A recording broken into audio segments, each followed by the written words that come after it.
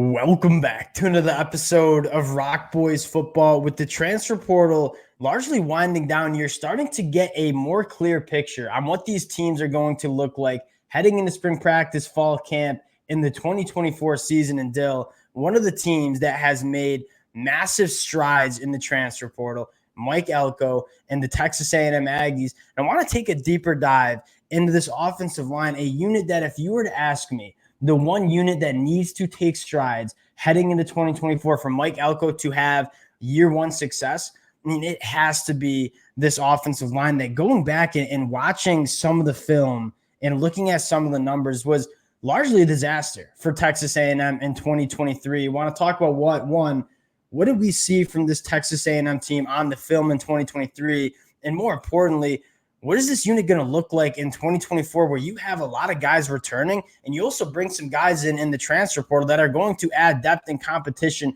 to this unit that I think a unit that very badly needs more competition within this offensive line. Really excited to get into this one. Next week, we take a deep dive into the Texas A&M defensive line, a conversation that is going to be a lot more optimistic. But the next 10 minutes, we're going to try to figure out what was going on, dive into this Texas A&M offensive line. Before we get into it, just want to say thank you to you guys and a shout out to the Texas A&M fans. I mean, we've had just an absolute blast breaking down these commitments over the last couple of weeks. The amount of support you guys have shown, it really does mean a lot. If y'all do enjoy the content, consider subscribing to the channel. And more importantly, would love to hear from you guys in the comment section regarding what you thought of this Texas A&M offensive line in 2023, what you think you're going to see in 2024. The best part about doing these deep dives are hearing from you guys, learning from you guys, and talking ball with y'all in the comment section. Dill, I'm going to give you the T-box here. Let's start with what we saw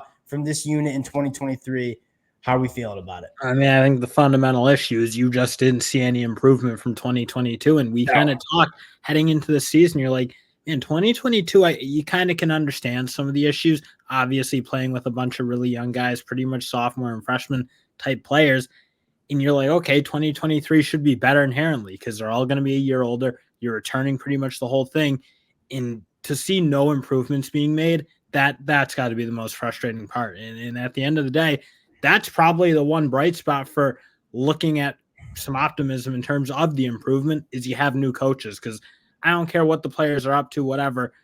The coaches have to get them better. I would even argue this unit took a step back in 2023. I mean, going back and watching like some film on that Miami Hurricanes game and just like the lack of the ability to pick up pressures and hand off stunts. It was a large part of it. And we said it, like the individual players on this offensive line, yes, they need to take a step, but you see the talent and the flashes. But when it comes for like these five guys playing as a unit and communicating and picking up blitzes and giving off stunts, they just didn't do that. And I think that does largely fall on, Steve Adazio. When you talk about Jimbo Fisher and his failings in College Station, I think one of the biggest failures he had was the position coaches just not getting the best out of the talent, right? And Steve Adazio on that Texas A&M offensive line probably highlights the biggest problem of that group. And though you look at a guy like Adam Cushing coming in, who I am a massive fan of from his time at Duke with Mike Elko, but more importantly, during his 10 years at Northwestern. I mean, this is where everywhere Adam Cushing's been, the offensive line play is above the talent level. Northwestern does not recruit very well. They had one of the better offensive lines for the time Adam Cushing was there. You bring in a guy like Adam Cushing, you think the play is going to get better, the development's going to get better, but more importantly, a guy like Tommy Moffitt coming in that weight room is going to get these guys physically ready to another phenomenal hire by Mike Elko in terms of getting these bodies right in the weight room. Dill, I think looking to 2024 with the new coaching staff, with guys that I think are good enough to play at a high level and the added competition you get from the transfer portal, you're feeling pretty good about this unit heading into 2024 if they can take those strides. I mean, if they can just get this group playing confidently, I think that would make a world of difference. Yes. Like you just saw a lot of like when they'd miss a stun or miss a blitz, they'd all turn around and look at each other.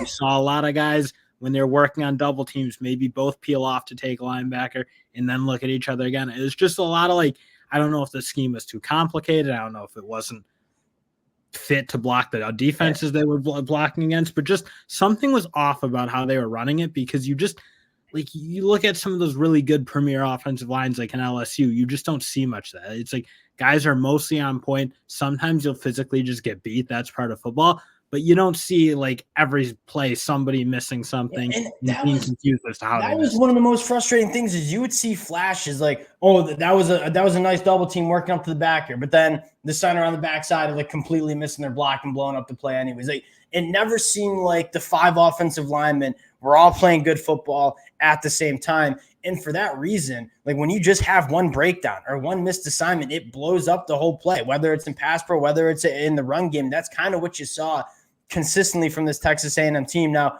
let's take a look at what we're going to get in 2024. I think the conversation we want to have the most is Chase Bisontis. Me and Dill disagree on Chase Bisontis. 2 things I want to point out. One, you bring in some offensive linemen in the portal that I don't necessarily think are guaranteed starters for this unit.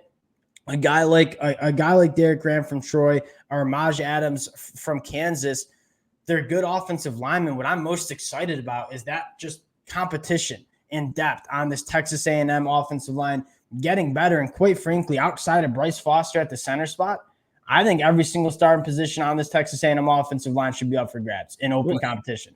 And that's why I think the Bisontis conversation might get interesting is like, I think there's a handful of guards I think can play. I really do like Naboo and Dewberry. I both think at times they flash the physical ability to play good football. Again, a guy like Dewberry, especially playing as a true freshman, not taking a whole lot of strides as a sophomore, but I was still beating the table as a freshman. I was like, man, this freshman can really play. If he's coached well, I think he can really play. I think Naboo is solid. I think a lot of it, frankly, will come down to what Fathery, if he's going to be ready to rock and roll, because I know he dealt with injuries pretty much all year last year, and he was great in 2022. He was one of the like shining stars, I'd say, of that unit.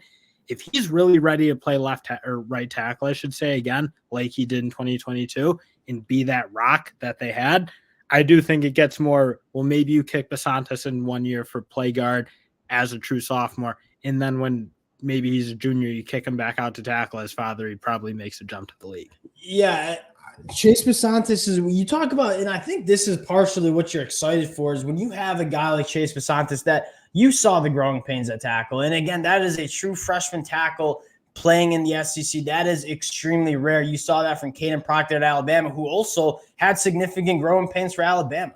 And so I think you're evaluating Chase Bisontis and saying, how can we get our best 5 on the football field? And I think that's what it comes down to. Like, is that with Chase Bisontis playing tackle, or is that him playing guard? He looked great at guard against Oklahoma State in that bowl game. He's a guy that I think can be a very good guard for Texas A&M. But like you said, the problem with this unit that you really need to clean up is the tackle play. I mean, Trey Zune needs to be competing, I think, for his spot. I think Crownover as well. So I think that conversation largely depends on what you see from Chase Bisontis in spring camp, and we'll obviously evaluate the spring game. Well, it also probably matters how much better they think they can, because again, Trey Zune's a guy I look at when I watch him play. I'm like, well, this guy has the athletic ability to be a really good left tackle. I think he moves well, but at the end of the day, the play doesn't kind of match up with that potential. And if that doesn't kind of change, then it doesn't matter what the potential is. It's like, well, you got to have someone else. And obviously Graham coming over from Troy, it's like, if he can play tackle, that to me is going to be probably how they do it. I just don't think any of these positions, again, as you mentioned, aside from center, are locked. And for a guy like Chase Bisontis, who I still think can do both, I know he struggled at times at right tackle, but just looking at the athleticism in the build, I think he's a guy who, as a second-year player, should be able to play tackle. But again, if you think you have 2 really good tackles, I do like Fathery. I think he's going to be really good coming back if he can stay healthy. And then depending on what Graham and Zune and how that type of battle kind of shakes out, maybe Bisontis plays one of the tackle spots too. It's really hard to tell because, again, I think you're right. At the end of the day, everybody's kind of got to be on the line. Every job's got to be open, and it's got to be let the best man win, because these guys somehow need to be in some sense motivated. And that's what I love about, like, okay, you're returning all of these guys, and Mike Elko looks at this unit and says, yeah, we're going to go grab some guys. And a guy like Maj Adams or a guy like Derek Graham played really good at Troy. I mean, he was sought after by Ohio State out of the portal, 500 plus pass pro opportunities, only gave up 20 pressures. he's a guy that you kind of know what you're getting. And I think if you're Texas A&M, you're probably hoping he doesn't start, because that means a guy like Zuner, Crownover, Father is like ready to go. And I think that was Mike Elko's kind of main goal of addressing this portal on the offensive line. Like, they did not go out and grab surefire starters on the offensive line. What they went out and did is, hey, we're going to grab some guys that are very solid players. And if our returners can beat those guys out, that means they took that step. But if they don't, shout out to the returners, frankly, because they're all coming back and like, all right, It didn't matter that they were bringing in a bunch of transfers. They're there to compete.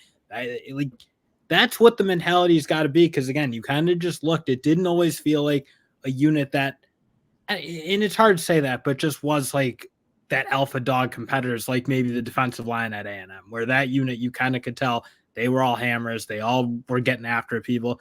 Like, just that offensive line, there did feel like a different feel, and that's part of it. Watching some of the play, watching some of the, like, not playing as inspired maybe at times as some of the other units, but also the fact that there just wasn't a whole lot of improvement from 22 to 23. So I would say I do like the fact that they're all back, because again, there's something there, and it's deep. They're ready. They should be. That's one of the things that you want from an offensive line, is like, there are a lot of guys that you've seen play and that can play. We'll see how this unit plays out. This will be probably the unit that I'll be looking at the most during the spring game and kind of reading the spring practice reports on. I think you have some guys like Afu and Ivy coming in that, might be able to add some more competition as true freshmen as well. We'd love to hear from you guys. I know this was kind of a negative conversation around this Texas A&M offensive line. It wasn't many positives to talk about in 2023, but the positives are you have Adam Cushing coming in. You have Mike Elko, Tommy Moffitt. Like, you kind of expect the coaching to get a little bit better. That's probably where your optimism lies for Texas A&M. Appreciate you guys rocking with the fellas again. If y'all do enjoy the content, consider subscribing to the channel, and we'll talk to y'all later.